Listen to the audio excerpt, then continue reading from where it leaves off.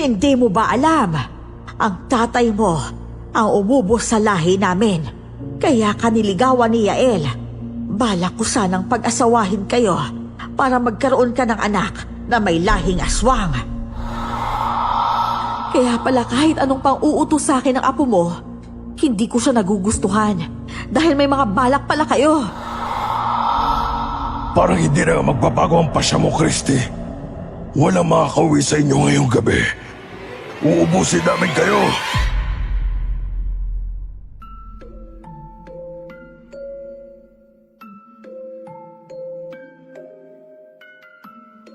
Sampung taon lang ako noon nang mawala ang mga magulang ko.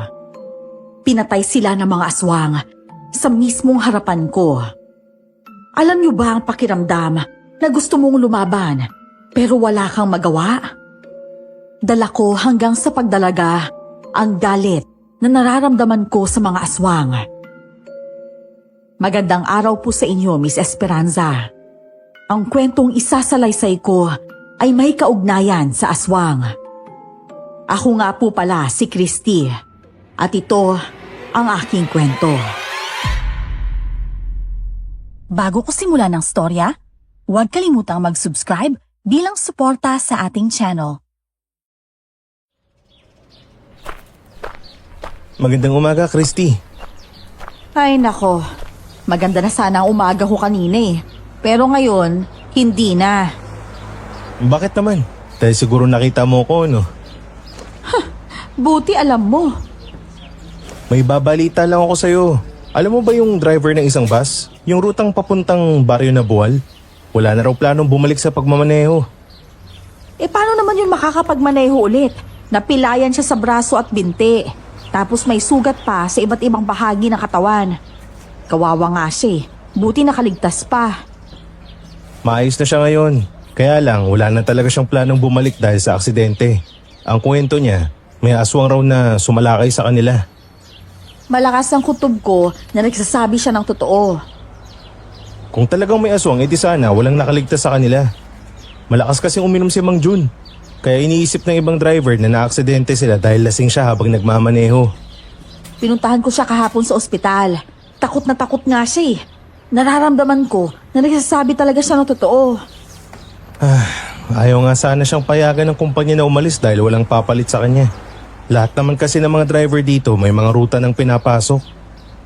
Ang balita ko nga, marami ding pasahero ang nawawala sa baryong yun. O di kaya minsan, nabibigla na lang si Mang Jun na may namamatay na pasahero. Hayaan mo na sila. Mag-alas 7 na pala. Alis na yung bus na pinagkukonduktoran mo. Binibilisan ko na nga ubusin ang pagkain ko eh. Pero dumating ka naman. Ang ganda mo talaga, Christy. Ay nako, maiwan na nga kita. Naiinis talaga ako kapag nakikita ko yung pagmumukha mo.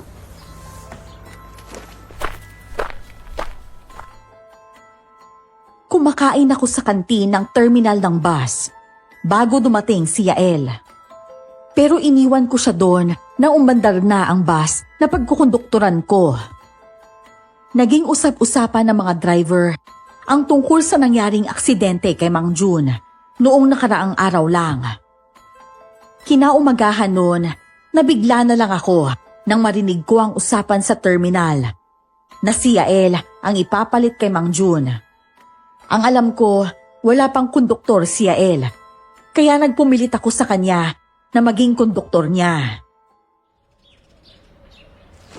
Sigurado ka ba na gusto mo akong maging konduktor mo? Ang pagkakaalam ko, nainis ka sa pagmumukha ko. Nagbibiro lang naman ako nung sinabi ko yun eh. Ikaw talaga. Masyado kang matampuhin. Sige na kasi, pumayag ka na maging konduktora mo ko. Doon ka magpaalam sa kumpanya nitong bus, hindi sa akin. Ano ba naman ang magagawa ko eh, nagmamaneho lang ako. Ikaw na kasing kumausap sa kanila na ilipat ako sa'yo. Sige na naman, Yaelo. Ay, ayan ka na naman. Ang bait mo lang sa akin kapag may kailangan ka. Oo na, kakausapin ko na sila mamaya. Bukas pa naman ako magsisimulang papasok sa rutang yun. Ayos. Iba ka talaga, Yael. May tanong nga pala ako, Christy. Ang sabi mo sa akin, naniniwala ka sa kwento ni Mang Jun na may aswang doon. Hindi ka ba natatakot na baka tayo naman ang atakihin ng aswang? Hindi. Tsaka kasama naman kita, kaya alam kong ligtas ako. Ay na pala si Aling Gemma oh. Maglalako na naman yan ng prutas sa baryo ng Naboal. Kung tanongin kaya natin siya tungkol sa sinasabi ni Mang Jun kung may aswang ba talaga sa baryong yun. Ikaw na mag-usisa sa kanya kung gusto mo. Tara, lapitan natin. Wala naman siyang masasakyan na bus galing dito dahil wala nang bumabiyahe papunta doon. Bukas pa ako magsisimulang magbiyahe.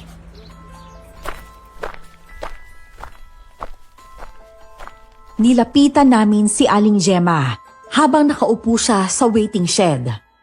Si Aling Gemma, ang babaeng kumupkup sa akin ng 5 taon. 15 anyos ako nang umalis ako sa poder niya. Dahil paminsan-minsan, umuuwi siya sa malayong bayan para mabisita ang kanyang mga anak. Kahit hindi na kami magkasama sa iisang bubong, sinusuportahan niya pa rin ako. Palagi niya akong pinapadalhan ng pera noon. Malaki ang utang na loob ko sa kanya. At para makabawi ako, binibigyan ko siya kada linggo ng pambili ng pagkain. Aling Gemma, maglalako ka ba ng prutas na yan sa baryo na Boal? Oo, sana. Kaya lang, wala pa atang bus na bumabiyahe papunta doon. Wala pa nga po. Bukas pa ata eh. At si Yael na ang bagong driver ng bus. Ay, ganun ba? Nako, masasayang lang pala itong mga prutas ko. Christy, kumuha ka dito para may makain ka dun sa bahay mo. Ay, naku, huwag na po. Pwede nyo naman pong ibenta yan eh. Ay, Aling Gemma, ito nga po palang 500. Sa inyo na po yan ha, para may pambili kayo ng pagkain. Salamat talaga, iha. Ang bait-bait mong bata. Kahit kaya mo nang buhayin ang sarili mo ng mag-isa, hindi mo pa rin ako kinakalimutan.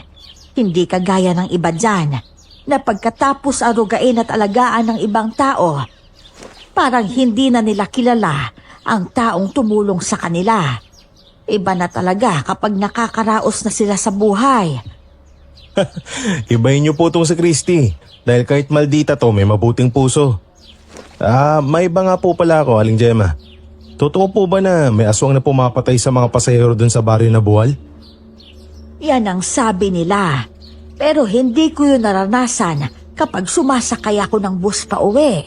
Sa awa na rin siguro ng Diyos, nilalayo niya ako sa disgrasya. Kahit isang beses po hindi niyo naranasan na matambangan ng aswang? Hindi.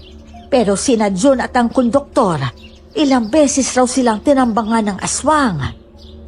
Naku, buti na lang po at hindi kayo nakasakay sa kanila. Nerbiyosa pa naman po kayo.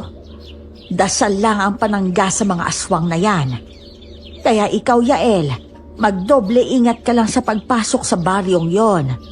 Malay mo, nagsasabi talaga ng totoo si Jun. Opo, mag-iingat po talaga ako. Pero alam mo, sa totoo lang, hindi ako naniniwala sa kwento ni John. Minsan pa nga, last trip na akong sumasakay sa bus kong gabi. Pero wala namang aswang. Nagdadahilan lang ata ang lalaking yun sa kumpanya.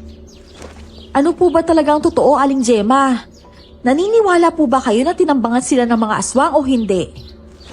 Naniniwala ako sa aswang. Pero hindi ako naniniwala na may aswang na kumukuha ng pasahero. At saka iha, ang aswang may mga utak din yan. Hindi nila tatambangan ng bus dahil maraming pasahero. Kung tutuusin, tama naman si Aling Gemma. Pero malakas ang kutob kong nagsasabi ng totoo si Mang Jun. Nung kausap ko siya sa ospital, nakikita ko ang trauma sa kanyang mga mata. Takot na takot at palaging nakatulala. Ganyan na ganyan ako noon nung pinatay ng mga aswang ang mga magulang ko sa mismong harapan ko. Kinabukasan, nalaman ko na pumayag ang kumpanya ng bus na maging konduktor ako ni Yael. Dala-dala ko lagi ang belt bag ko na may laman na iba't ibang uri ng punyal. Christy, ano naman yung dala-dala mo? Belt bag. Bulag ka ba? Belt bag pa ba yan? Parang bag na yan ah. Pwede ba? Tigilan mo lang kakatanong sa akin. Mapupuno na tong bus. Lalarga na tayo maya-maya. Si Aling Gemma, hindi ba natin hihintayin? Natural. Hihintayin natin siya. Alam mo namang naglalako siya ng mga prutas. Oh, ayan na pala siya eh. Tulungan mo nga siya sa mga dala niya. Ito naman, kung makautos sa akin, trabaho mo sana yun eh, kasi ikaw ang konduktora. Kaya ayaw ko talaga magkonduktor ng babae kasi hindi kaya magbuhat. Akala ko ba nililigawan mo ko? Gusto mo ata ngayon pa lang, basti din na kita. Wag, sige na. Ito na, kukunin ko na yung mga dala niya.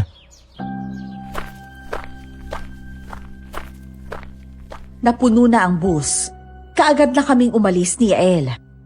Si Aling Gemma naman ay nasa tapat ng bintana dahil nahihilo daw ito kapag sa gitna siya uupo. Ilang minuto lang ang nakalipas. Biglang tumigil ang bus.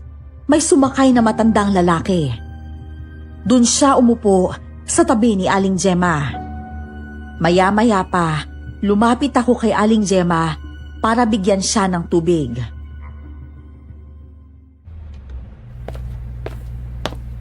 Aling Gemma, gusto niyo po bang uminom ng tubig? Ay, hindi ako nauuhaw, iha. Iha, baga ba kayong uuwi mamayang gabi? Hindi ko po alam eh. Pero hanggang alas 10 ang huling trip namin. Nako, baka matambangan tayo ng aswang mamayang gabi, lagot na! Huwag mo ngang tinatakot ang mga matatanda. Kakapasok lang nila sa baryo, tapos magsasalita pa kayo ng ganyan. Kaya nga dapat nilang malaman na may aswang na tumatambang sa bus kada gabi dahil bago pa lang sila dito. Alam mo, hindi ako naniniwala sa ganyang haka-haka. Umaga sumasakay ako ng bus papasok sa baryo. Tapos sa gabi naman, sumasakay rin ako pa uwi. Bakit hindi ko nakikita ang aswang na yan? Paano mo naman ipapaliwanag ang nangyayari sa mga pasahero? Maniwala ka sa akin, Iha. 2 beses kong nasaksihan na may namamatay na pasahero sa loob mismo ng bus ni John. Yung bus na sinasakyan ko, si John din naman ang nagmamaneho. Pero bakit hindi ko naranasan ang mga ganyan? Kaya ginugulo lalo ng aswang ang mga pasahero dahil chinichismis nyo sila. Inirapan naman ng matandang lalaki si Aling Gemma. Naglakad na ako papunta sa kinaroroonan ni Yael. Pero bigla akong nakaramdam ng pagkahilo. Nagsitayuan ang mga balahibo ko sa hindi maipaliwanag na dahilan. Nararamdaman ko na may pasahero kaming aswang. Inikot ko ang aking mga tingin sa mga pasahero. Nahuli ko ang matandang lalaki na nakatingin sa akin habang nakangisi. Pinilit kong lumapit kay Yael at sinabi sa kanya ang nararamdaman ko. Bakit parang namumutla ka? Ayos lang ako. Sa daan ka lang tumingin dahil baka makabangga tayo. Namumutla ka nga talaga at saka pinagpapawisan. Nihilo ka ba? Hindi naman bago sa'yo yung sumakay ng bus ah. Hindi ko alam kung ano nangyayari sa akin eh. Biglaan nga lang eh. Pagkatapos kong makausap si Aling Gemma at ang matandang lalaki nakakasakay lang, bigla akong nahilo. Parang may naamoy akong hindi maganda. Ano? Wala naman ako naaamoy ah. Lakas naman ng pakiramdam mo. Pwede bang huwag kang tumawa? Nagsasabi ako ng totoo. Nararamdaman ko na may aswang na nakasakay sa bus na to. Kaya lang, hindi ko matukoy kung sino eh. Sa dinami-dami ba naman ang nakasakay dito sa bus? Ang mabuti pa, maupo ka na lang dito sa front seat. Mamaya ka na maningil ng pamasahe dahil malayo-layo pa naman ang pupuntahan natin. Pero hindi ako mapakali, Yael. Paano kung may mabiktima ang aswang na yan dito? Hindi ka naman albularyo para makaramdam. Tsaka walang aswang na atake kapag may araw. Ang sabi sa akin ng lolo ko, kapag raw biglang nagsitayuan ang mga balahibo ko, ibig sabihin may masamang nilalang na nakapaligid sa akin. Maupo ka na kasi. Sumandal ka para makapagpahinga ka na muna. Sinunod ko naman ang sinabi ni Yael. Hanggang sa bigla akong napangiwi ng sumakit ang tiyan ko. Ang akala ko, saglit lang ang sakit na mararamdaman ko. Dumating na sa sitwasyon na namimilipit na ako sa sakit habang pinagpapawisan ng malamig.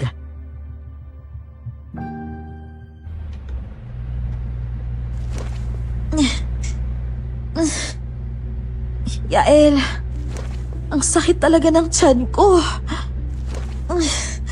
Ano? Teka sandali. Dadaan lang tayo sa lugar kung saan may banyo. Paano ba yan? Wala pa akong gaanong alam sa lugar na to eh. Hindi ako magbabanyo. Parang hinuhukay ang tiyan ko. Hindi ko talaga kaya eh. Sobrang sakit talaga. Ganito na lang, hihinto muna tayo ng saglit. Bahala na sila dyan. Kung nagmamadali sila, di maghanap sila ng ibang masakyan. Ayan, may nakita na akong malaking espasyo para paghintuan nitong bus. Pwede bang pakitanong si Aling Gemma kung may gamot siya? O di kaya panghaplas para sa sakit ng tiyan? Sige, sandali lang. Bilisan mo ha. Oo, ito na, alis na ako. Maraming pasahero ang nagtataka kung bakit huminto kami. Pinaliwanag naman sa kanila ni Yael kung ano ang nangyayari. Maya-maya pa, bumalik na si Yael at kasama na nito si Aling Gemma.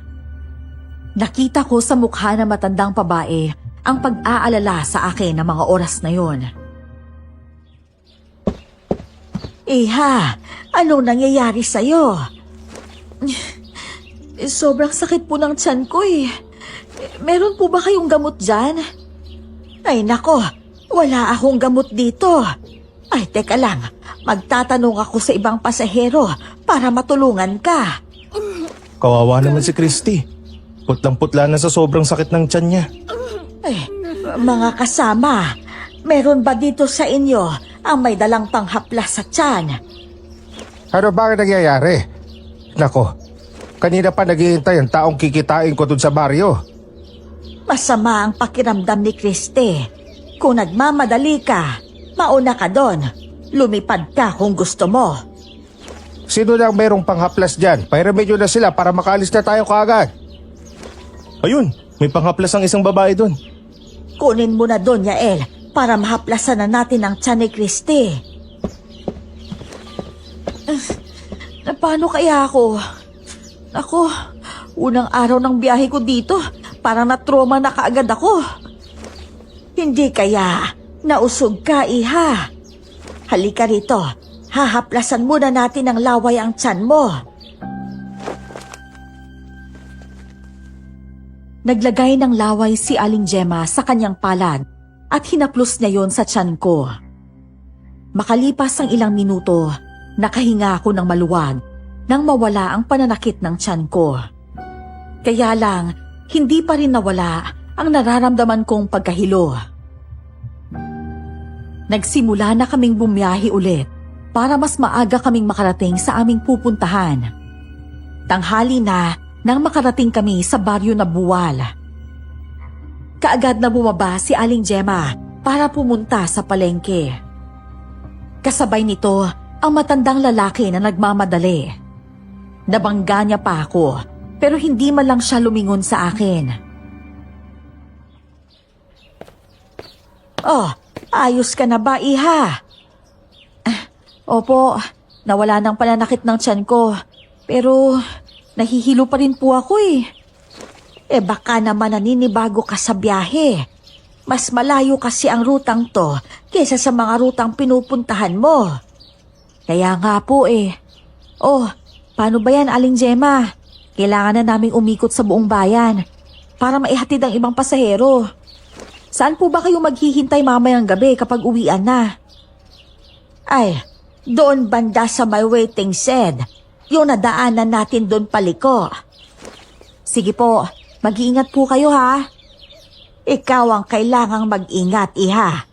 Gamay ko na ang lugar na to kasi tumanda na ako sa pabalik-balik dito.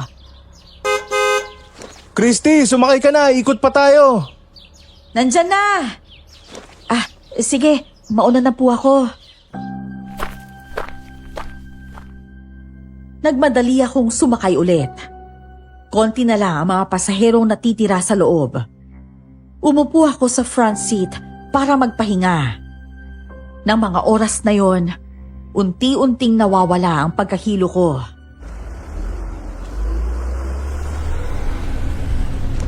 Ano na naman ang iniisip mo? Napansin ko lang to ha. Pero alam mo ba, nawala ang pagkahilo ko pagkababa ng matandang lalaki.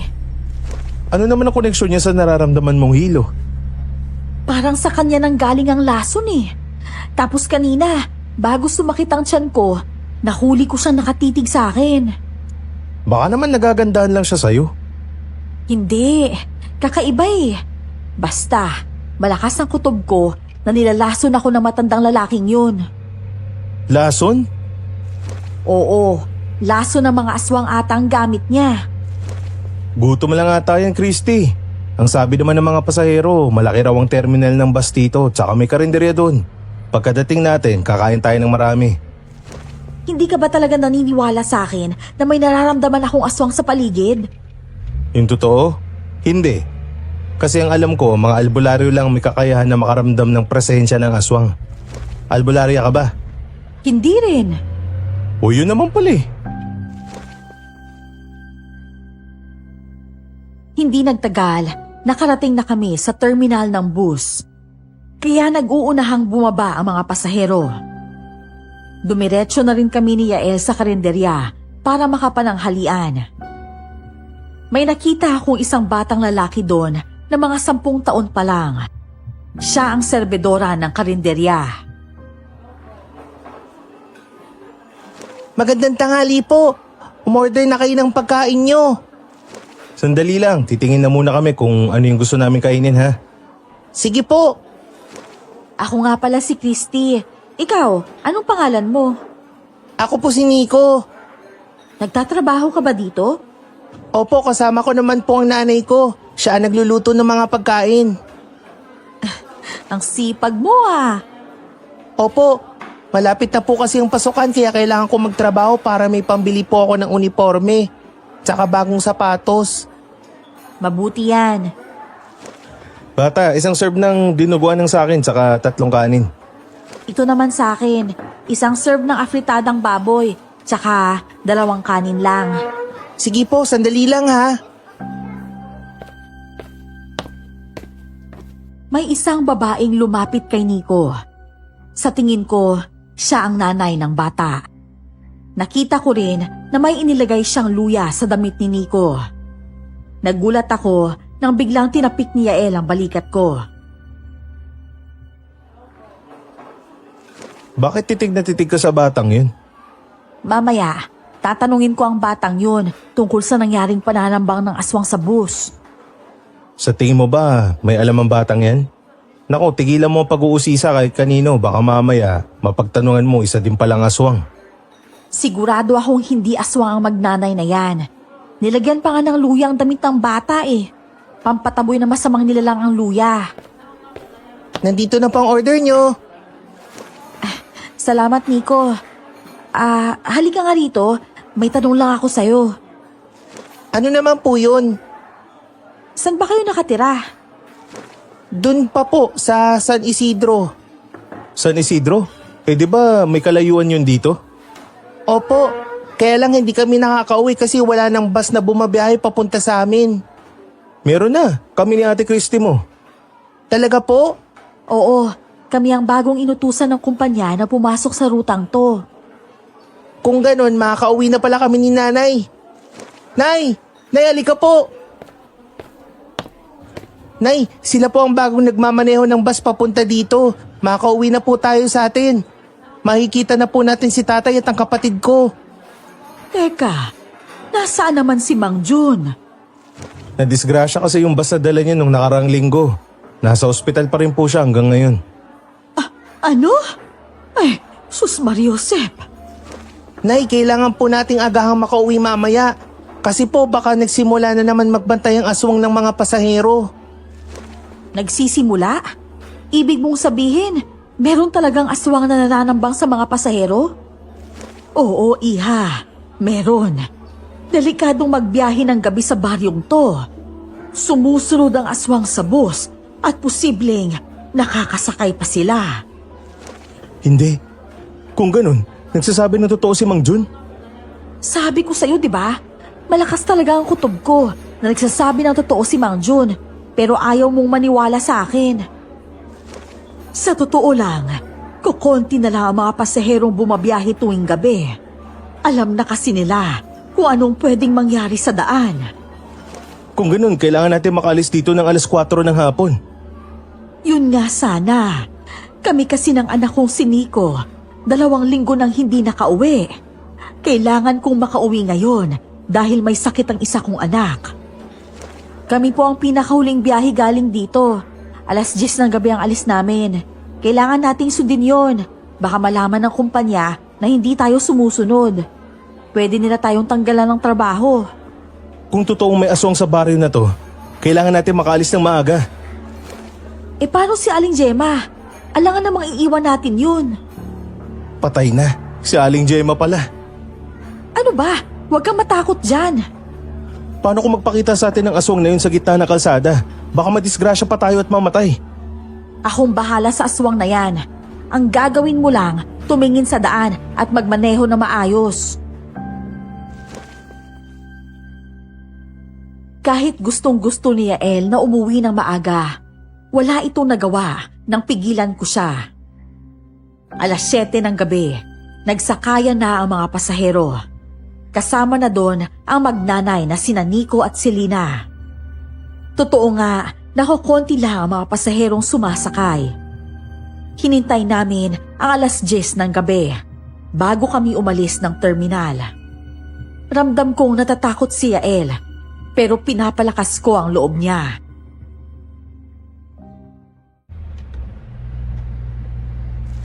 Natatakot talaga ako, Christy. Dapat kanina pa tayo umuwi. Matakot ka kung wala na tayong trabaho.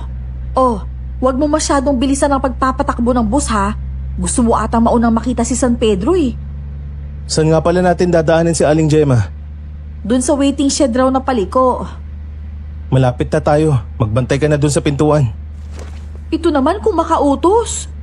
Isarado mo ng maayos ang pintuan ha, tsaka pati mga bintana. Wag na. Masyadong mainit dito sa loob. Magmaneho ka lang kasi dyan. Yung mata mo, dapat sa kalsada lang ang tingin. Tumangulang si Yael sa akin. Agad na akong pumunta sa pintuan para abangan si Aling Gemma. Nakita ko nga na nag-aabang sa amin si Aling Gemma sa may waiting shed. Pero nakita ko na naman ang matandang lalaki na sumabay rin kay Aling Gemma.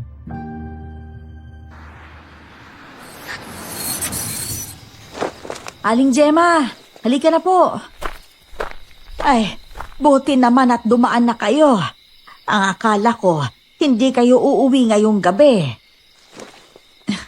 Wala naman po kaming matutulugan dun eh. Sa loob na kayo ng bus mag-usap. Mauna ka na kasing pumasok sa bus kung nagmamadali ka. Umalis ka kaya dyan sa pintuan. Umakyat na po kayo. Nagmamadali po kasi yung driver natin eh. Ay, sige.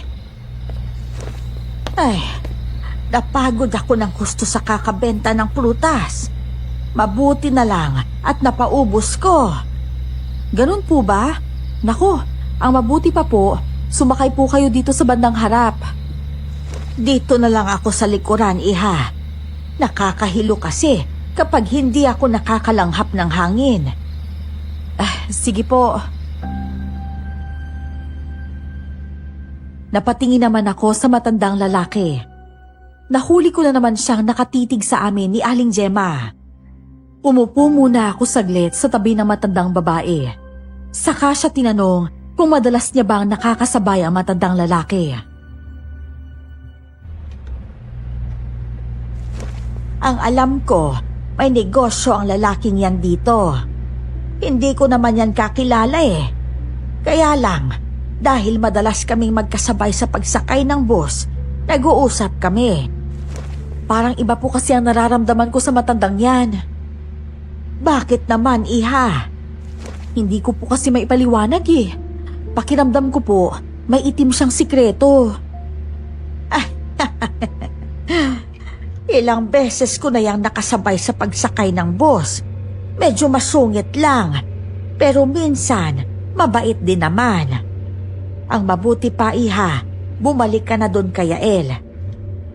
Sige po, maiwan ko na po kayo dito ha. Pumunta naman ako sa kinaroroonan ni Yael. Nang napadaan ako sa tabi ng matandang lalaki, bigla nitong hinawakan ng kamay ko. Tinawag ako ni Yael, kaya bigla niya akong binitawan. Nakakainis? Oh, ano nangyari sa'yo? Pwede bang dito ka lang sa tabi ko? Natatakot kasi ako, Christy. Sige, hindi na ako aalis. Ay, uy, may pasahero palang bababa dyan sa pinakadulo ng baryo ah. Titigil ko na lang ang bus mamaya. Na paano yung braso? Bakit hawak-hawak mo yan? Hinawakan ba naman niya ako? Naging pasahero din natin siya kaninang umaga. Tapos ngayon, sa atin pa din siya sumakay. Sabi ko ni, type ka ata ng matanda. Tumigil ka nga dyan. Oh, ayan na, nandito na tayo. Ihinto mo na ang bus. Grabe, ang dilim. Nang makababa na ang pasahero, bigla namang namatay ang ilaw sa loob ng bus. Nagsigawan ng iba pang pasahero dahil sa takot. Hinawakan ko ang belt bag ko para maghanda. Nagmadali naman si Yael na hanapin ang dala naming flashlight. Pero hindi niya agad makapa ang flashlight na nasa ilalim ng upuan niya. May narinig akong boses ng babaeng sumigaw.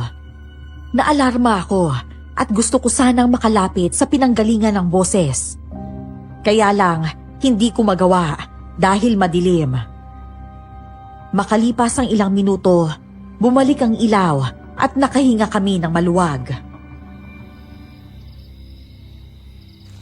Luma na atang ilaw nitong bus eh. Kausapin mo nga ang boss natin para mapalitan to bukas. Ngayon lang to nangyaring napatayan ng ilaw ang bus ah. Hali kayo, tingnan nyo. May babaeng duguan dito. Babaeng duguan? Oo, tingnan ninyo. At sa tingin ko, patay na siya. Dali, lapitan natin. Diyos ko, anak ng... Paano to nangyari sa kanya? Magmaneho ka na ng bus, Yael. Sige na, Yael. Ang bus na lang ang intindihin mo. Kinain ng aswang ang babaeng yan. Nang ganun kabilis? Pero saan siya dumaan? Iha, huwag mo nang intindihin. Gawin yun ni Yael ang lahat ng paraan para makaalis na tayo dito. Pero imposibleng walang nakapansin sa aswang. Nagdadasal kami rito para hindi kami makain ng aswang. Alangan na magbantay pa kami sa kapwa namin pasahero. Ang mabuti pa, Christy, hubarin mo yung jacket mo. Itakip mo sa katawan ng babaeng yan na wala ng buhay. Hinubad ko ang jacket ko at lumapit ako sa babaeng puno ng dugo ang katawan. Nang akmang tatakpan ko na sana siya, nakita ko na may kagat ang kanyang leeg. Hinawakan ko yun at nararamdaman ko na kagat yun ang ngipin ng aswang. Bilisan mo na dyan! May kagat ang babae sa leeg. Takpan mo na siya ng jacket mo. Walang magandang maidudulot sa iyo ang pagtingin sa bangkay na yan. Maaalala mo lang ang nangyari sa mga magulang mo. Nanay, aray ko po. Biglang sumakit yung tiyan ko. Ay, teka sandali. Meron akong gamot na dala dito. Itaas mo ang damit mo para mahaplasan ko ang tiyan mo. Ito po.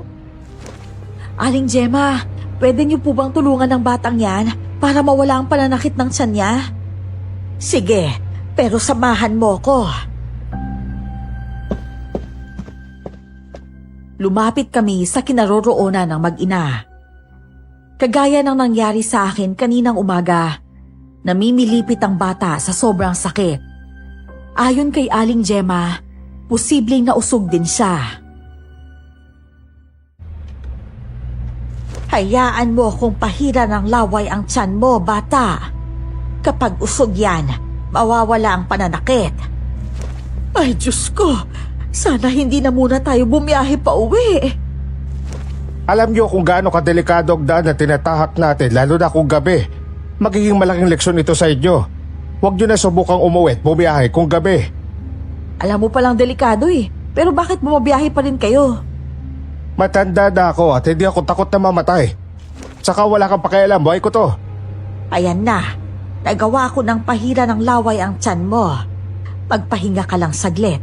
Mawawala din yan. Maraming salamat po, Ale. Walang anuman. Ano pang hinihintay niyo? Balik na kayo sa mga upuan niyo. Paniwala kayo sa akin. Sa bawat paghinto ng bus, merong mamamatay. Huwag mo siyang paniwalaan, Christy. Nagkataon lang ata na natsempuhan ng aswang na yun ng babae. Doon ka na sa unahan. Sumama na lang po kayo sa akin doon. Mahirap na po.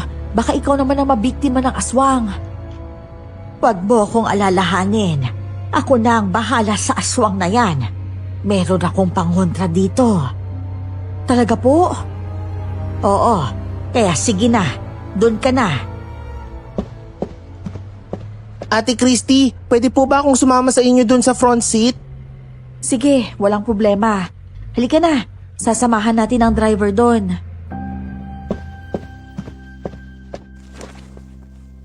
Nang makaupo ako sa front seat, napapansin ko na ang nanginginig na kamay ni Yael habang nagmamaneho. Hinawakan ko yun. Nagulat naman ang lalaki sa ginawa ko. Ngumiti ako sa kanya para kumalma siya. Hindi natatalab ang magandang ngiti mo sa akin dahil sa nangyayari. Tsaka bakit mo pa sinama ang batang yan dito? Mamaya may mangyari pang masama dyan. Alam kong natatakot ka, pero huwag kang mag-alala. Hindi kita pababayaan. Dito muna uupo sa tabi ko si Nico, ah. Totoo po atang nausog ako. Nawala na po kasi yung sakit ng tiyan ko eh. Ano bang magagawa mo para protektahan ako laban sa aswang? Maski nga ikaw natatakot ka rin eh. Hindi ako takot. Sa totoo lang, gusto kong makita ang aswang na yan. Para saan at gusto mo siyang makita? Kung pwede nga lang sana na hindi ko makita ang halimaw na yun. Ano naman ang gagawin natin sa bangkay ng babaeng yun? Idadaan natin ang bangkay sa police station. Doon lang sa kasunod na bayan. Yari na tayo niyan. Baka tayo pa masisi sa nangyari. Hindi yan. May nakita akong kagat sa leeg ng babae. Kinagat siya nung namatay ang ilaw.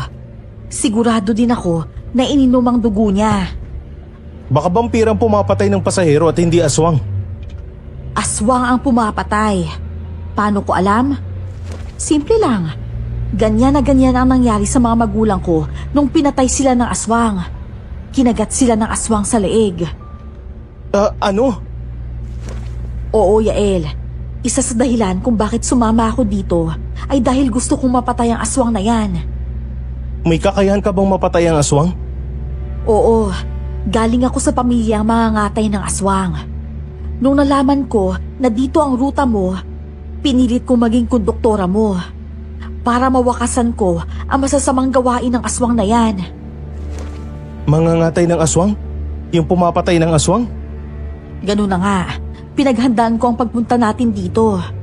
Huwag kang mag-alala, meron akong dala dito na pamatay ng aswang. Ibig niyo pong sabihin ate, kaya niyo pong pumatay ng aswang? Ito ang unang pagkakataon na papatay ako ng aswang. Kaya hindi ko alam kung kaya ko. Pero susubukan ko siyang labanan at patayin sa abot na makakaya ko. Paano mo naman mapapatay ang aswang na yan kung wala kang dalang gamit? Meron, dito sa loob ng belt bag ko. May patalim ako dito na ginagamit din ng tatay ko noon para pumatay ng aswang. Diyos ko, ilang taon na tayo magkakilala pero hindi ko alam na may sikreto ka pala. Hindi mo naman kasi kailangan malaman lahat eh. Kaya Yael, huwag kang matakot. Poprotektahan ko kayong lahat laban sa aswang na yan. Alam ko magagawa ko yun. Malaki ang tiwala ko sa sarili ko. May kutob ka na ba kung sino talaga ang aswang sa mga pasahero? Oo, yung matandang lalaki. Sulyapan mo sa side mirror. Hindi maalis ang tingin niya dito sa atin. Nagulat nga ako nang bigla siyang nakarating doon kung saan nakaupo ang babaeng namatay. Anong gusto mong gawin natin?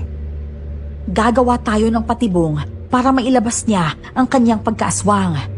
Ang gagawin mo lang, itutok mo ang mga mata mo sa daan para hindi mabangga ang bus. Sige. Puisit talaga. Natatakot ako pero wala na akong magawa eh. Kapag makakauwi pa tayo ng buhay ngayon simula bukas, hindi na ako papasok sa ruta na to. Bahala na ako matanggalan ng trabaho. Ang alam ko, kapag nakaamoy ng preskang dugo ang aswang, nawawala sila sa tamang katinuan. Nilabas ko ang dala kong punyal at sinugatan ko ang aking daliri. Saka lumapit sa kinaroroonan ng matandang lalaki. Nagpanggap akong naghahanap ng gamot para sa sugat, pero hindi ko inalis ang tingin ko sa kanya. Gusto kong makita kung ano ang magiging reaksyon niya kapag makita niya ang daliri kong duguan.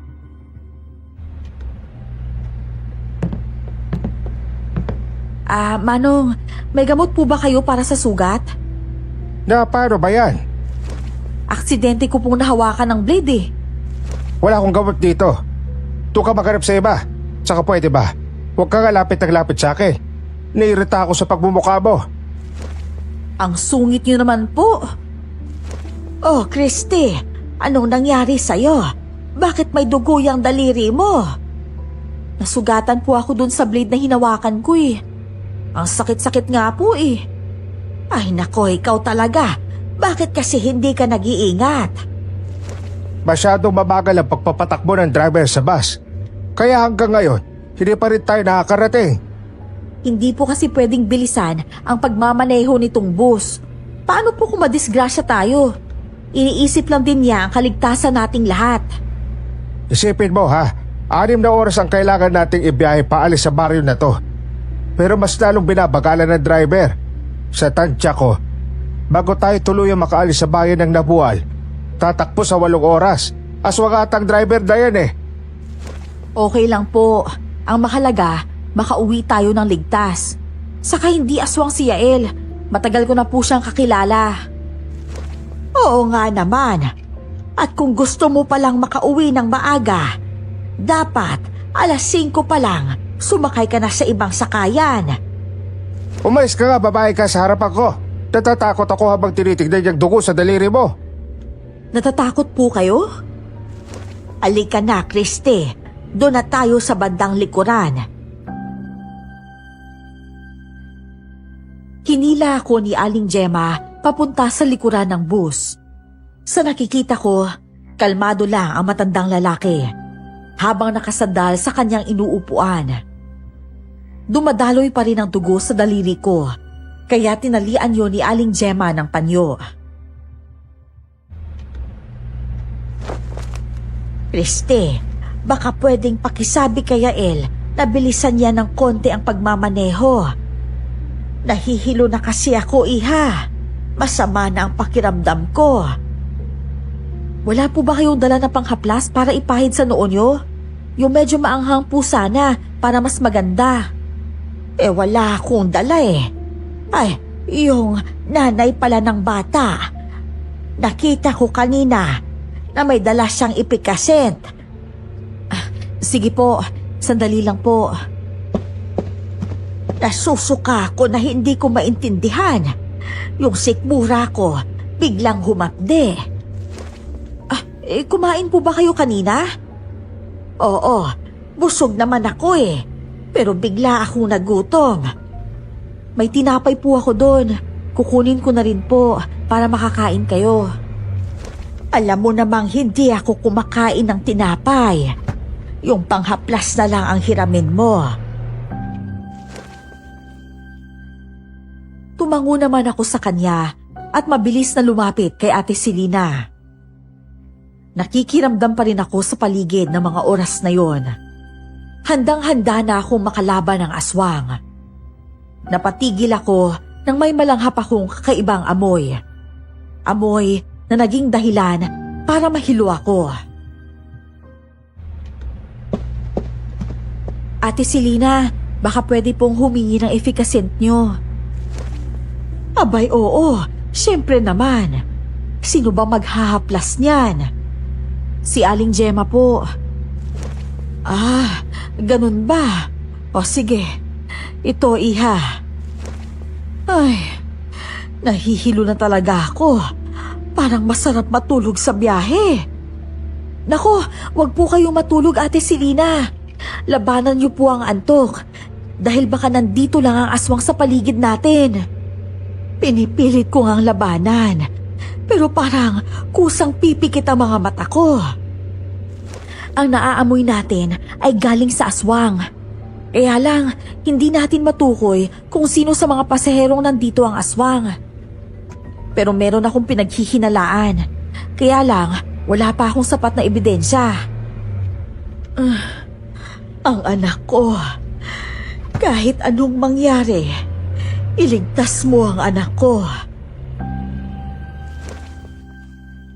Mahigpit na hinawakan ni Ate Selena ang kamay ko. Bumalik na ako sa kinaroroonan ni Aling Gemma. Nadatnan ko siyang namimilipit sa sakit.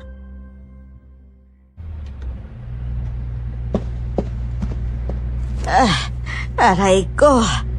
Ay, akin ang panghaplas, iha. Ay. Ito po, sa lahat ng mga pasahero nandito, ang matandang lalaki lang ang kalmado. Siya nga ata talagang aswang, pero wala naman akong ebidensya. Sa tingin ko, tama ka talaga, Christy. Nakukuha niya pang tumawa kahit nakikita niya kung ano ang kalagayan natin. Teka nga po sandali. Parang pahinto-hinto ang bus ah. Pupuntahan ko po muna si Yael. Ay, oo, sige. Ay, nako. Ang pangit talaga ng naamoy ko. Meron atang naglalason sa atin dito. Yun nga din po ang naisip ko eh. Nagmamadali akong lumapit sa kinaroroonan ni Yael at Nico. Umiiyak ang bata habang hinahaplos ni Yael ang likod nito. Nakikita ko naman sa mga mata ni Yael na parang inaantok siya. Sumasakit din naman daw ang tiyan ni Nico. Lagot na. Ate, pwede po bang pakisabi dun sa matandang babae na lawayin niya ulit yung tiyan ko? Nico, masama din kasi ang pakiramdam ni Aling Gemma. Masakit din ang tiyan niya at nahihilo siya. Ako din, nahihilo din ako. Alam ko na, tatanggalin natin tong panyo na nakatali sa sugat ko. Ikaw, Yael, yung pamuna sa pawis mo, itakip mo sa ilong mo. Nihilo nga din ako, tsaka inaantok na rin. Parang hindi ko na ata kaya magmaneho ng matagal. Lumaban ka, Yael. Gumagamit ng mahika ang aswang para mapatulog tayong lahat. Huwag tayong magpapatalo sa kanya. Alam ata niyang nakikiramdam din tayo sa kanya. Ate, tulungan mo naman po ako. Ang sakit-sakit talaga ng tiyan ko. Mas doble po sa sakit na nararamdaman ko kanina. Hindi ko na alam kung anong gagawin ko. Tatawagin ko na lang ang nanay mo. Sige po. Dali-dali kong nilapitan si Ate Selena para ipaalam sa kanya ang nangyari kay Nico. Nang pabalik na ako, tumayo ang matandang lalaki sa kanyang inuupuan. Sa sobrang pagmamadali ko, nabangga ko ang matanda, kaya natumba ito sa sahig ng bus.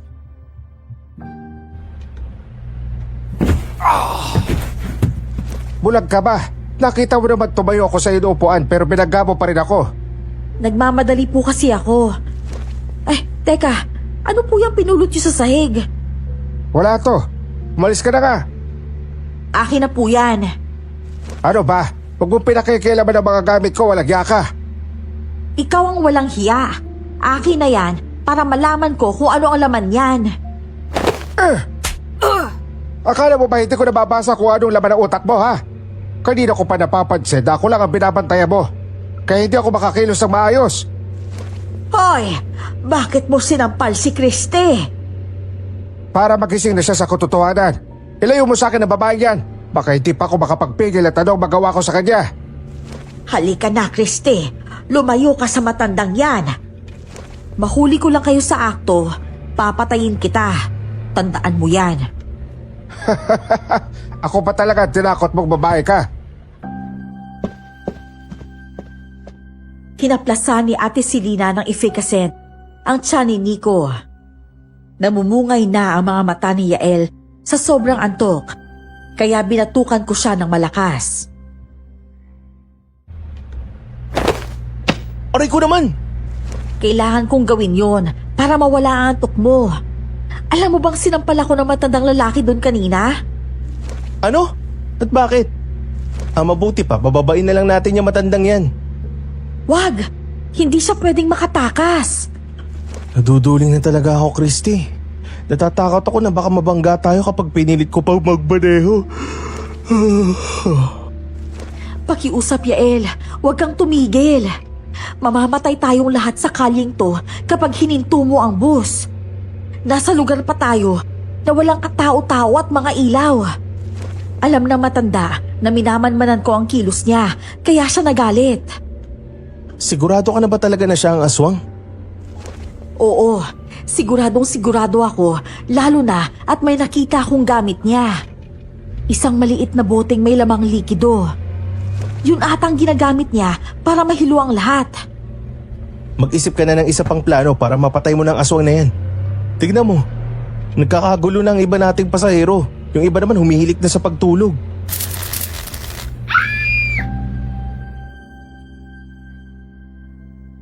Mas lalong lumakas ang sigawan ng ibang pasahero nang mamatay ulit ang ilaw ng bus namin. Napahinto pa sa pagmamaneho si Yael. Binuksan ko ang belt bag ko at kinuha ang punyal ko doon. Hindi na ako makakapayag na may isa pang mamatay.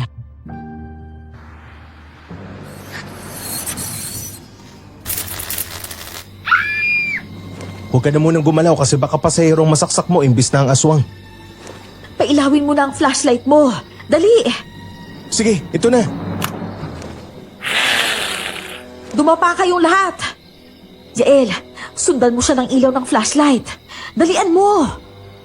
Oo. Papatayin kitang aswang ka! Sinalakay ko ang aswang gamit ang sagradong punyal ng tatay ko.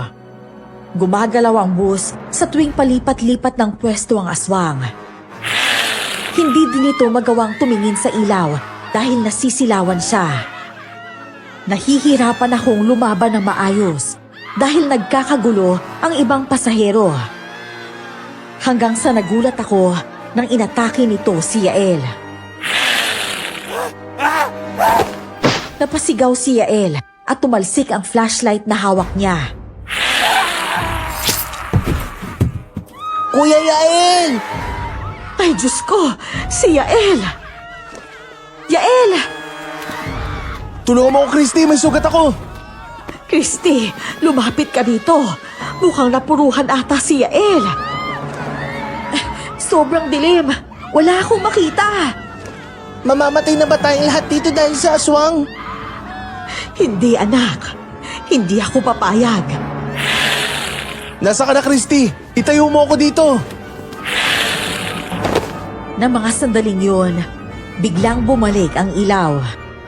Doon na ako mabilis na kumilos.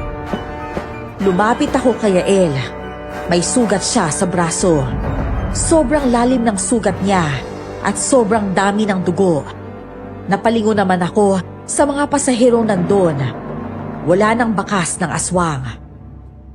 Napansin ko ang matandang lalaki na nakasiksik sa ilalim ng upuan. Takot na takot. Si Aling Gemma naman, ganun din ang ginagawa. Aray! Parang hindi ko na ata kaya na magmaneho. Magmamaneho ka, Yael. Pilitin mo dahil maraming umaasa na makaalis dito ng buhay. Kuya Yael, gusto ko pa pong makauwi. Ano kaya kung magpaiwan na lang ako para ako na lang ang kainin ng aswang? Natatakot ako na baka may masamang mangyari sa anak ko. Walang kailangang magsakripisyo. Tandaan nyo lang, kapag namatay ang ilaw, yun ang pagsalakay ng aswang. Hindi ko na talaga alam kung anong gagawin ko. Pigilan muna natin ang pagdurugo ng sugat mo para makaalis tayo kaagad. Christy, hindi mo kayang patayin ng aswang na yan. Malakas siya eh. Tapos sobrang tulis ng kuko niya. Tignan mo tong kinalamot niya sa braso ko. Bumaon ng gusto yung mga kuko niya. Kaya ko nga siyang labanan, pero dapat kaharap ko siya. May gamot akong dala dito para sa sugat. Ano? Meron kang gamot? Pero bakit naghanap ka pa ng gamot dun kanina nang masugatan ng daliri mo? Ginamot ko ang braso ni Yael at hinintay na tumigil ang pagdurugo nun. Inutusan ko sina Ate Selena at Nico na lumipat ng upuan sa likod. Pinag-usapan namin ni Yael ang sunod naming plano. Isasarado ko ang mga bintana. Sisiguraduhin ko na hindi yun mabubuksan ng aswang. Eh di mas lalo tayo manghihina dito kapag ginawa mo yun. Naamoy ko pa rin hanggang ngayon ang mabangong halimuyak na nagpahilo sa atin. May takip naman ang ilong mo ah. Paano mo ba naaamoy? Pwede ba, sundin mo na lang ako. Gusto ko kayong maligtas lahat at gusto ko mapatay ko ang aswang. Sige na, magsisimula na ba tayo sa pagbiyahe?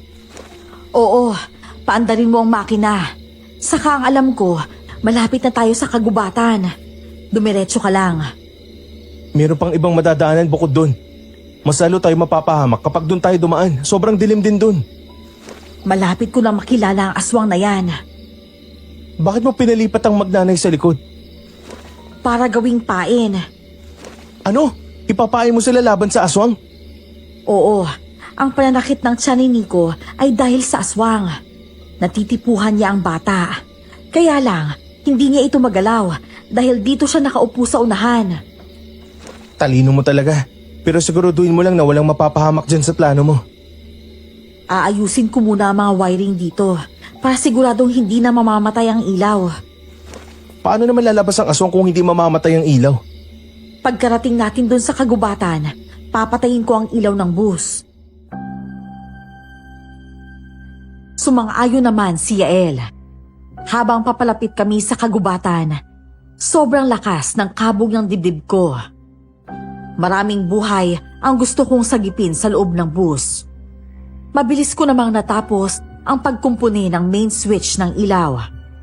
May sira nga talaga yon. Nang makarating na kami sa kagubatan, bigla kong pinatay ang ilaw. Kasabay noon ang paghinto ni Yael sa bus. Nagsigawan ang mga tao at narinig ko ang malakas na sigaw ni Ate Selena. Binuksan ko ang ilaw at doon ko na nakita ng harap-harapan ng aswang.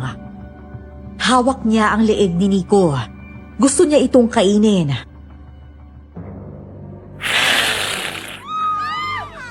Pakawalan mo ang bata. Ako ang harapin mo. Yael, bilangin mo ang mga pasahero. Alamin mo kung sino ang nawawala sa kanila. Sige, gagawin ko yun. Ang pangit ng aswang. Lintik na yan. Isa nga siya sa mga pasahero natin. Lalapitan ko lang ang aswang. Maiwan na kita. Tulungan ninyo ang anak ko. Parang awa nyo na. Kayong lahat, lumipat kayo dito sa unahan. Hayaan niyong ako ang haharap sa aswang na yan. Ate Christy, tulungan mo ko! Hindi ka makakagat ng aswang na yan, Nico. Sabi ko na nga ba natitipuhan mo ang bata. Kaya ginawa ko siyang pain para sa'yo. Huwag kang mangialam dito. Hayaan mong mapunan ko ang gutom ko sa gabing to. Hindi pagkain ng batang yan. Isa siyang tao. Tandang-tanda ko pa noon. Ikaw ang aswang na kumain sa mga magulang ko. Hayop ka. Papatayin kita. Naalala mo pa pala ako.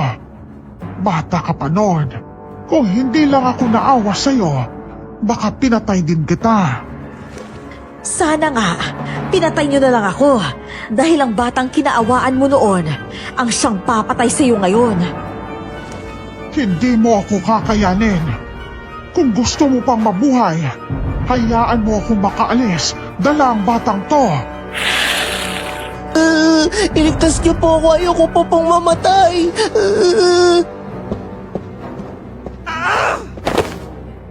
Buong lakas kong sinugod ang aswang gamit ang punyal. Nakakailag ito sa bawat pagtara ko sa kanya. Hindi niya pa rin binibitawan ang batang lalaki. Ginamit niya ang kanyang pakpak bilang panangga sa pag-atake ko. Tumalsik ako at nauntog sa mga upuan nang malakas niya akong hinampas gamit ang kanyang pakpak. Yael! Paandarin mo na ang bus habang naglalaban kami. Sige! Sinabi ko naman sa'yo na hindi mo ako kaya. Kagaya ka rin ng ama mo. Umaastang bayani kahit wala namang kakayahang lumaban. Ibahin mo ako sa tatay ko. Lumaban ka sa akin ng patas. Pakawalan mo ang batang yan. Siya ang pagkain ko ngayong gabi. Kaya bakit ko siya papakawalan? Isa pa, kaya naman kitang labanan kahit hawak ko pa siya. Pakawalan mo kung aswang ka. Ang pangit mo. Hindi ka na makakawala sa akin, bata. Kanina pa ako natatakam sa'yo.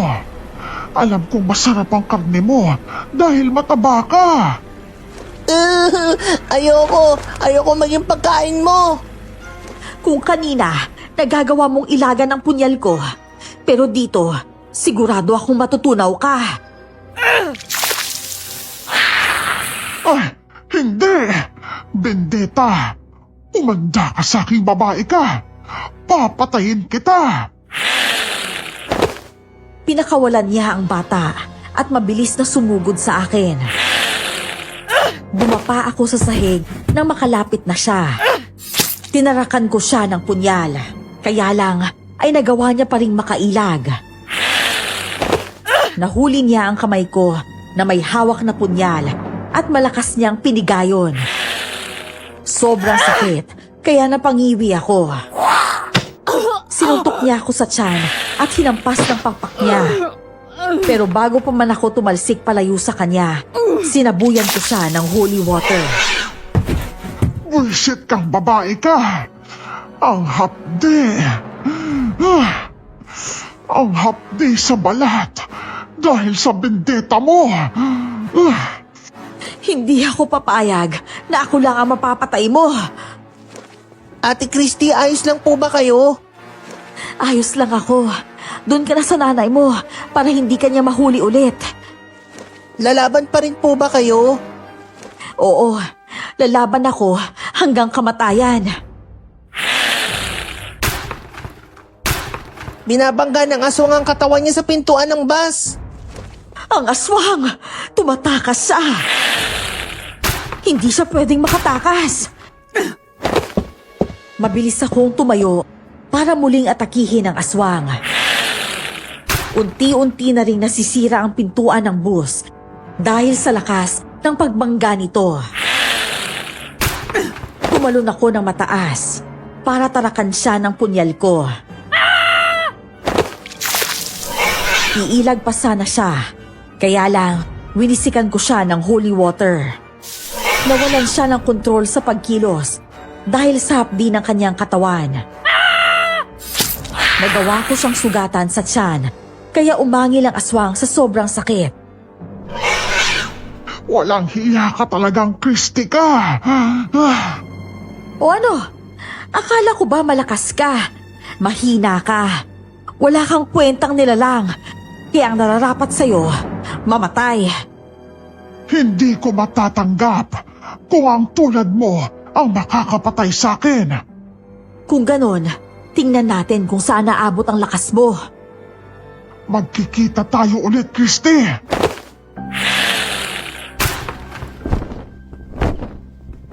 Mabilis siyang lumipad papunta sa pintuan ng bus.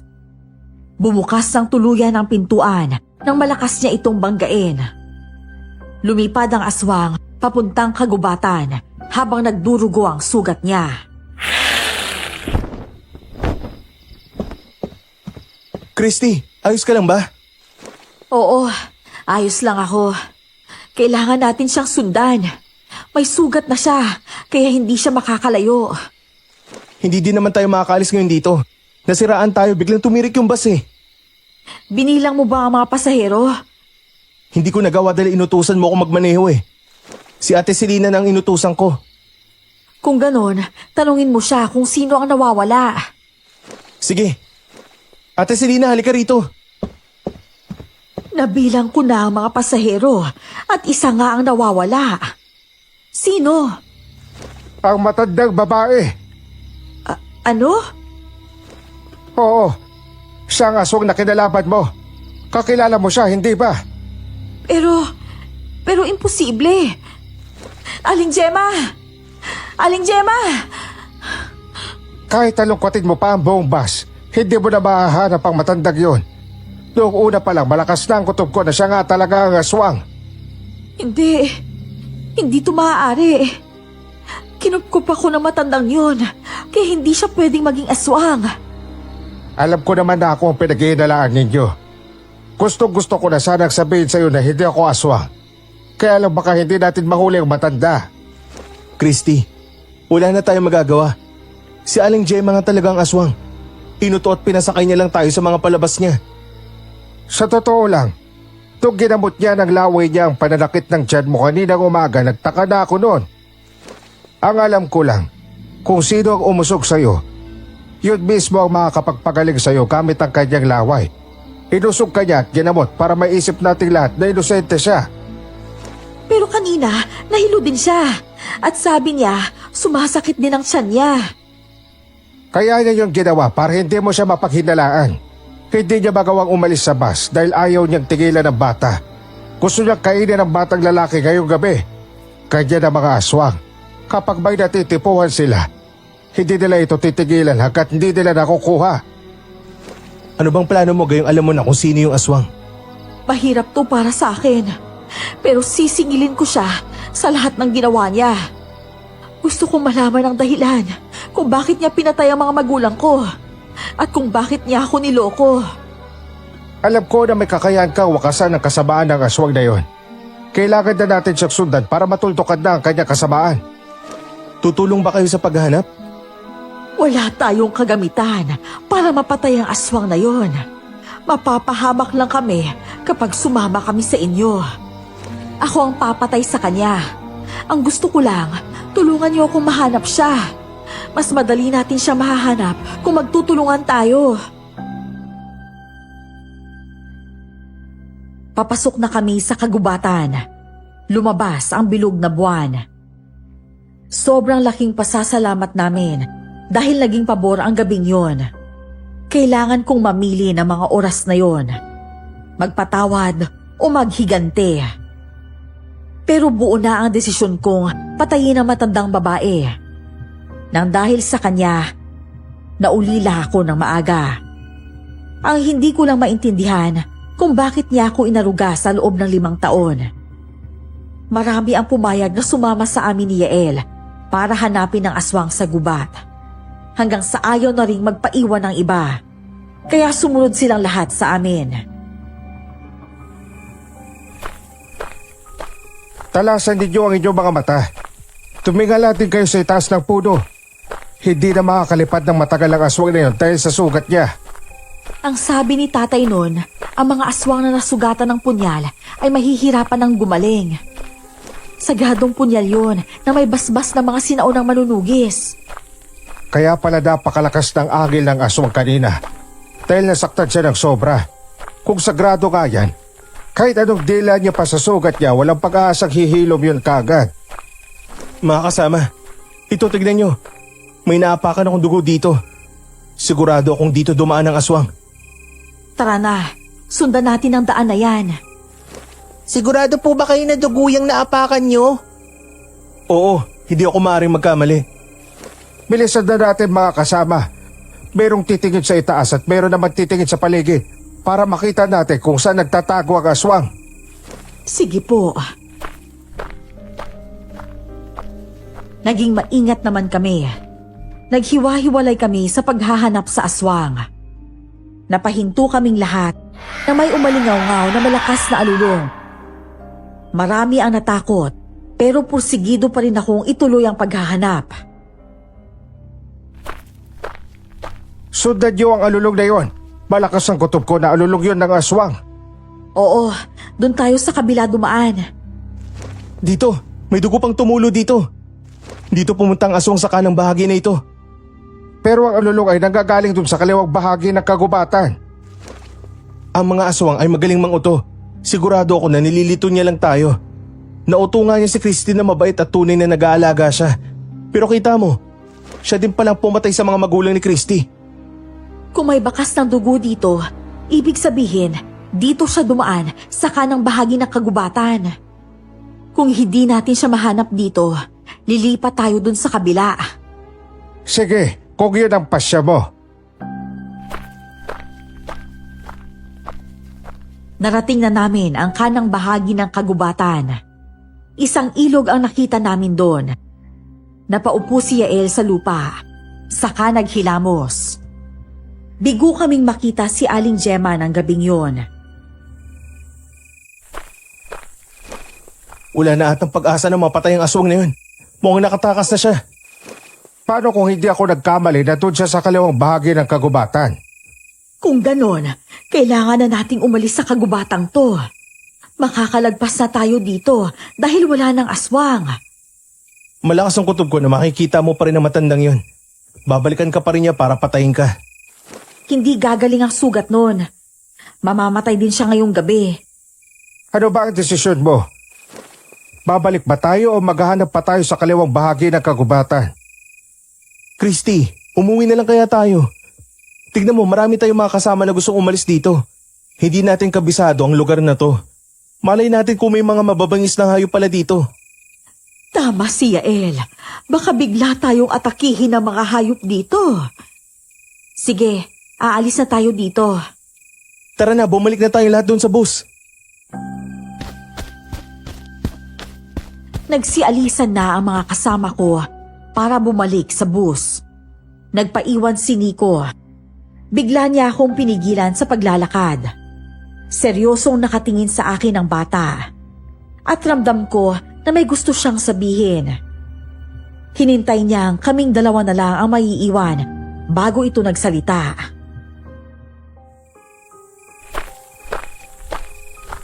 Ate Christy, may sasabihin ako sa inyo. Ano naman yun? Nung binangga ng aswang ang pintuan kanina, nakita ko po si Kuya Yael may pinindot siya dun banda sa manibela. Kaya bumukas ang pintuan. Sinadya niyang pindutin po yun kasabay ng pagbangga ng aswang para hindi po mahalata. Ano? Opo, tapos yung nag-uusap kayo kanina, nakita ko to sa ilalim ng upuan ni Kuya Yael. Ito maliit na bote. Amoy niyo po kung ano yung laman niya. Ito ang amoy na nakakahilo sa loob ng bus. Nahilo ako bigla nang maamoy ko to. Huwag niyo na lang po sabihin na sinabi ko sa inyo ang lahat. Si Yael, isa din siyang traidor. Tara na, sundan natin sila. Baka may mangyaring masama sa mga kasama natin. Mabilis kaming tumakbo ni Nico para mahabol ang mga kasamahan namin. Hanggang sa naabutan na lang namin silang duguan habang nakahandusay sa lupa. May iilan pang may buhay, pero ang iba wala na. Nakita ko ang isang nilalang na nakatayo. Kung hindi ako nagkakamali, si Yael yun. Mahahaba ang kanyang mga kuko. Mapula ang mga mata at itim na itim ang katawan. Nagtago si Nico sa likuran ko dahil sa sobrang takot. Napagod ka ata ng husto, Christy. Paano ba yan? Huli ka na para iligtas mo pa sila. Walang hiya ka, Yael. Pinagkatiwalaan kita. Ang buong akala ko, kakampi kita. Pero hayop ka. Wala kang pinagkaiba kay Aling Gemma. Sa tingin mo ba gusto kong makita na papatayin mo ang lola ko? Lola? Lola mo si Aling Gemma? Oo, At magkasama kami nung pinatay namin ang mga magulang mo. Sa totoo lang, ako ang kumain sa kanilang mga laman loob. Ang sarap ng laman loob nila. Kaya nasisiguro ko na kasing lasa mo din sila. Nico, pumunta ka sa nanay mo. Ako nang bahala sa halimaw na to. Kapag makain ni Lola ang batang yan, gagaling ang sugat niya at kapag makain naman kita, mas lalo akong lalakas. Pinaglaruan niyo ko na matandang yon. Lalong-lalo ka na. Nagtiwala ako sa mga maling tao. Gusto mo bang malaman ang totoo kung bakit ako ang pinadala sa rutang ito? Dahil ako ang nakiusap. Noong una ayos naman. Pero nung nagpumilit ka na maging konduktora, doon nagsimula maging masaya ang lahat. Ang akala ko, ang kumpanya mismo ang nagpadala sa'yo sa ruta na to. Diyan ka nagkakamali. Alam mo, Christy, wala naman sana kaming plano ni Lola na patayin ka. Kaya alam mo kung susunod ka na sa yapak ng mga magulang mo. Mga hayop kayo. Sobrang hayop. Wala makakauwi sa inyo ngayong gabi. Uubusin namin kayo. Napaatras ako nang magpalit ang Yusha bilang baboy ramo. Sobrang laki niya at kulay itim. Hinanda ko ang aking punyal at natitirang bendeta. Naghahanda na ang baboy ramo na umatake sa akin nang biglang narinig ko ang sigaw ni Nico. Ate Christy, kunin mo to! Isang matulis na kahoy. Itarak mo yan sa leeg ng baboy ramo. Sige, lumayo ka lang sa amin. Alalayan mo ang mga kasama natin na may mga buhay pa. Christy, tidrider tayo ni Yael. Ako nang bahala sa kanya. Papatayin ko siya. Patayin mo na ang halimaw na yan. Kayo din para makalis na tayo. Alam ko na po ang gagawin ko. Tulungan niyo na lang po ang ibang kasama natin at lumayo kayo. Tumalon ang baboy ramo para umpugin ako.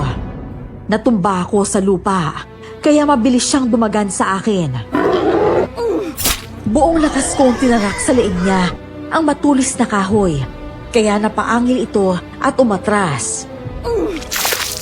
Winisikan ko siya ng holy water.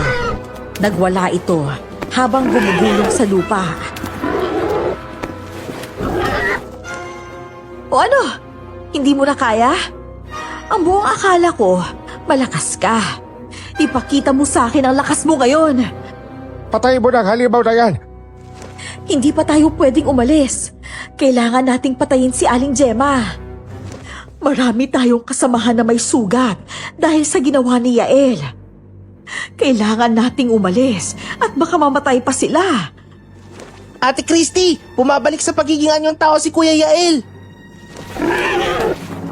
Sige, Yael. Maging anyong tao ka at lumaban ka sa akin ng patas.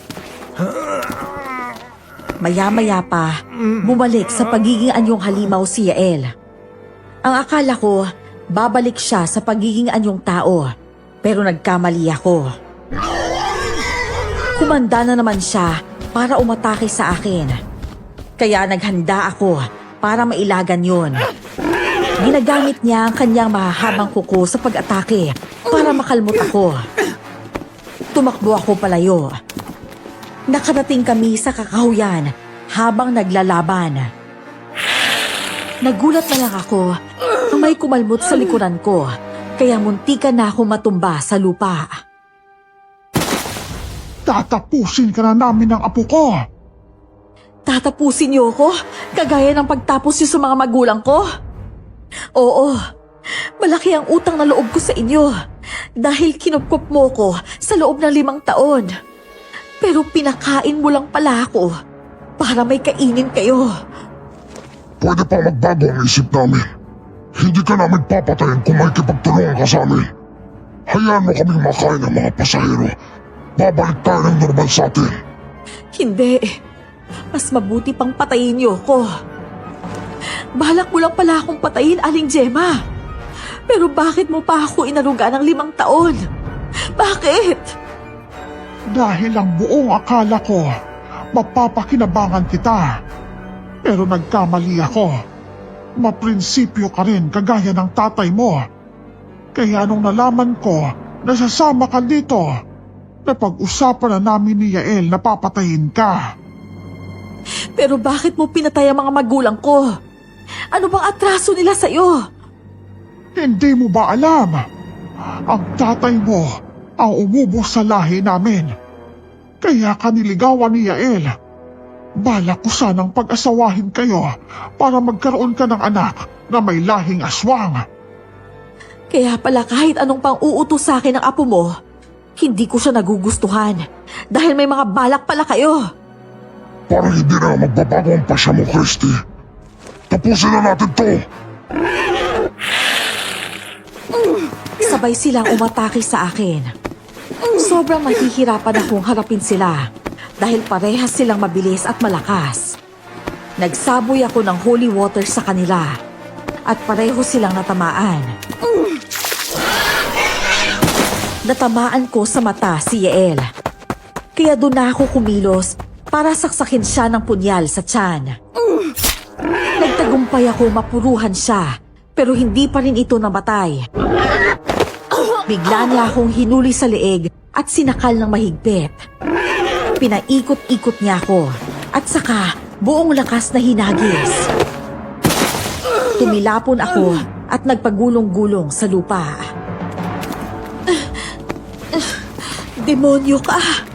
Ang tagal mong mamatay! Hindi mo ako mapapatay ng gano'ng kadali. Dahil marami akong nainom na dugo kanina. Tapusin mo na ang babaeng yan, Yael. Kailangan na nating umalis. Sa tingin ko, madaling araw na ito. Walang makakaalis dito ni isa sa inyo. Dito kayo mamamatay sa mga kamay ko.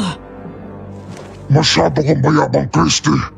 Sa tingin mo ata, basta-basta mo na lang kami mapapatay. Mas lalo kami lumalakas kapag kabilugan ng buwan. Ganun pala, ha? Ate Christy, saluhin mo itong matulis na kahoy. Sa dibdib mo raw sila tarakan, sabi ni Mang Ronnie. Isa ka bang bata ka? Makulit ka talaga. Alam ko na sinabi mo kay Christy ang nasaksihan mo kaya papatayin kita. Nico, ihagis mo sa akin ang kahoy na yan. Buong lakas na hinagis ni Nico ang matulis na kahoy. Nakita kong gustong sugurin ni Yael si Nico. Kaya tumakbo ako ng mabilis para masalo ang kahoy. Nasalo ko nga yun. Nang makita kong malapit na si Yael kay Nico, inasinta ko ang matulis na kahoy sa dibdib nito. Nagawa ko siyang tamaan, kaya hindi niya nasaktan ang bata. Ay, Yael! Apo ko! Anong pakiramdam habang pinagmamasdan mong pinapatay ang apo mo? Masakit, di ba? Pero hindi lang yan ang gagawin ko sa kanya. Alam ko na kapag ikaw na lang ang matitira, hindi na ako mahihirapan sa'yo. Porket nasugatan mo na ako, ang buong akala mo, matatalo mo na ako. Umanda ka sa akin. Kanina pa ako handang-handa na patayin ka. Tingnan mo ang apo mo. Pilit na lumalaban kahit alam niyang mamamatay na siya. Pusit ka talaga, babae ka. Tama nga ako nun. Dapat pinatay ka na kaagad namin ni Lola. Isa kang malaking sagabal sa buhay namin. Ipaghihiganti ko ang apo ko. Isusunod kita sa mga magulang mo. Nagpalit ang Yusha bilang malaking aso at sumalakay ito sa akin.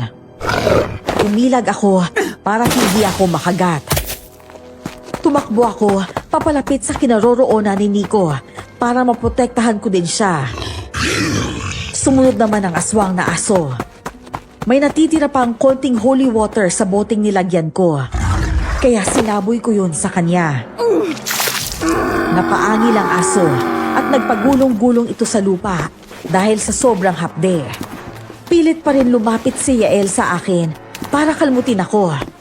Kaya tinadyakan ko siya sa tiyan. Wala na kayong laban sa akin. Sa wakas, Kahit papano'y nabigyan ko ng hustisya ang pagkamatay ng mga magulang ko.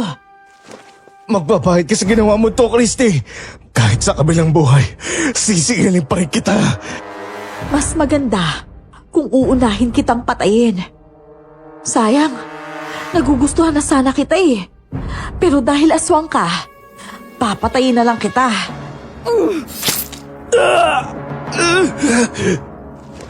Sige pa, Ate Christy. Saksakin mo pa siya ng saksakin. Katapusan mo na, Yael. Ikumusta mo ko kay Satanas. Nalagutan ng hininga si Yael. Ang huli ko namang hinarap ay si Aling Gemma, na ngayon ay anyong tao na rin.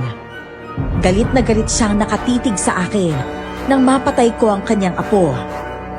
Napatitig siya sa katawan ng kanyang apo na wala ng buhay. Anong pakiramdam na makitang mamatay sa harapan mo ang mahal mo sa buhay? Nagsisisi ako kung bakit binuhay pa kita nung gabing yon. Ikaw lang pala ang makakasira ng lahat.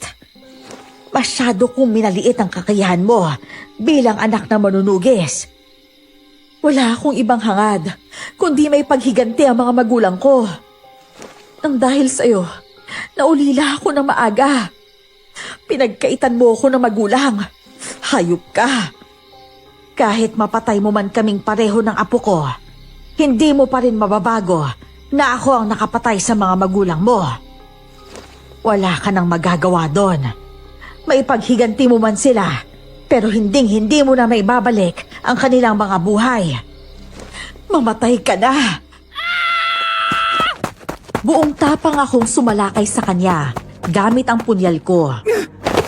Mabilis pa rin siyang umilag kahit nasugatan siya. Ginawa ko ang lahat na makakaya ko para matarakan ko siya ng punyal. Nagawa niya akong kalmutin sa dibdib braso. Pero nagawa ko rin siyang sugatan ng punyal. Pareho na kaming duguan ang mga oras na yon. Tinangka niyang dukutin ang puso ko. Pero mabilis akong yumuko.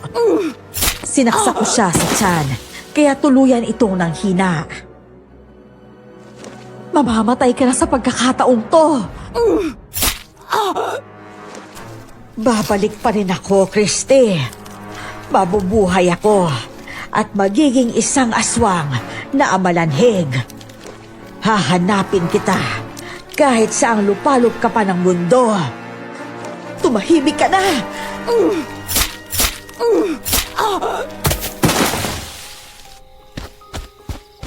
Nagawa mo silang patayin, Ate Christy, ang tapang-tapang mo. Christy, Tico, nasa daang mga aswang. Napatay na po sila ni Ate Christy. Ha, talaga? Sigurado ba kayong patay na sila? Opo, patay na po sila. Kung ganon, bago natin iwan ang katawan nila, kailangan natin silang sunugin. May mga aswang na bumabalik pa rin kapag hindi sinusunog ang kanilang katawan. Paano po natin sila susunugin? Wala naman po tayong apoy. Meron akong dalang posporo dito. Tsaka ito, ang boteng nakita mo sa akin ay may lamang gas. Dinadala ko talaga yan upang pangontra sa mga aswang. Takot sila sa apoy. Kaya iniisip ko noon na kapag sinalakay ako ng aswang, liliyaban ko siya.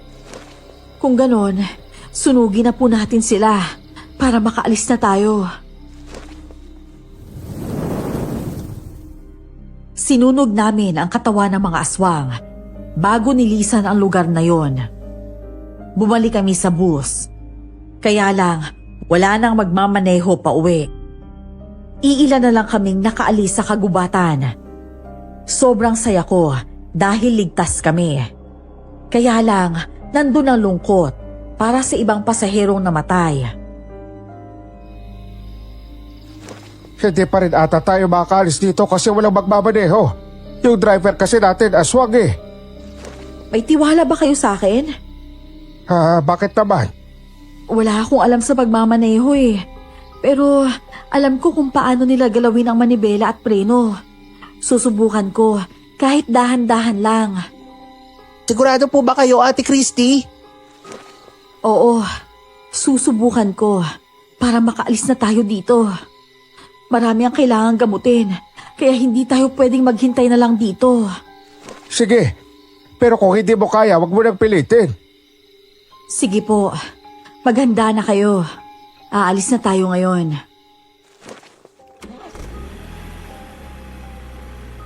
Nanginginig pa ang mga kamay ko habang hawak ang manibela ng bus.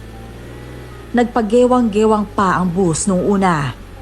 Pero habang tumatagal, nahuhuli ko na rin kung paano ang tamang pagpapatakbo. Sumikat na ang araw bago kami nakaalis sa bayan na yon. Unang baryong dinaanan namin ay kung saan nakatira si Mang Ronnie. Bago pa bumaba ang matanda, sobrang nagpapasalamat siya sa akin. Hanggang dito na lang ako, Christy. Sana hindi pa ito ang huling pagkikita natin. Maraming salamat sa pagpatay sa aswang na kumakain ng mga pasahero. Simula sa araw na to, wala na akong dapat katakutan na pumiyahe. Araw man o gabi. Maraming salamat din po sa inyo. Pasensya na po kung napagkamalan ko po kayong aswang. Ayos lang yun. Ang mahalaga, wala nang totoong aswang. Ibabalita ko to sa mga taga-baryo ko. Sigurado ako na magiging masaya sila kapag malaman nilang patay na ang aswang na tumatambak sa mga pasahero ng bus. Sige po, aalis na po kami. Sige, ingat kayo. Naway makarating kayo ng payapa sa uuwian nyo. Umalis na nga kami. At ang kasunod namang bumaba ay ang magnanay. Kahit sugatan si Ate Selena, masaya pa rin ito dahil nakarating sila sa kanilang baryo ng buhay. Nagpapasalamat din ako kay Nico sa mga sinabi niya sa akin tungkol kay Yael. Simula ngayon, wala na kayong dapat katakutan. Kaya nga, malaya na kaming makakauwi ni Nico sa baryo na to kahit anong oras. Ate Christy, masaya po ako dahil nakilala kita. Ang tapang-tapang po ninyo. Nagawa ninyong patayin ng 2 aswang kahit mag-isa lang kayo. May naitulong ka rin naman sa akin eh. Dahil sa matulis na kahoy, nagawa kong patayin si Yael. Kailangan na naming umalis, Iha. Naghihintay na kasi ang asawa ko at ang kapatid ni Nico. Sige po, sana magkita pa tayo ulit. Sana nga, Nico. Nang makarating ako sa terminal, marami ang nagtataka kung bakit wala si Yael. Ipinaliwanag ko sa kanila ang mga nangyari. Kaagad na nagpaimbestiga ang kumpanya. Sinuspindi ako ng kumpanya. Pero makalipas ang ilang buwan, pinabalik naman ako bilang konduktora sa rutang yun. Miss Esperanza, sa kasalukuyan, may pamilya na ako at malalaki na rin ang mga anak ko. Ni isang beses, hindi nag-cruise ang landas namin ng mga taong minsan ko na nakasama sa isang masamang insidente. Gayunpaman, palagi ko silang pinagdadasal. Isa sa mga natutunan ko ay ang magkaroon ng limitasyon sa pagbigay ng tiwala. Hanggang dito na lang po ang aking kwento. Maraming salamat po at more power sa inyong channel.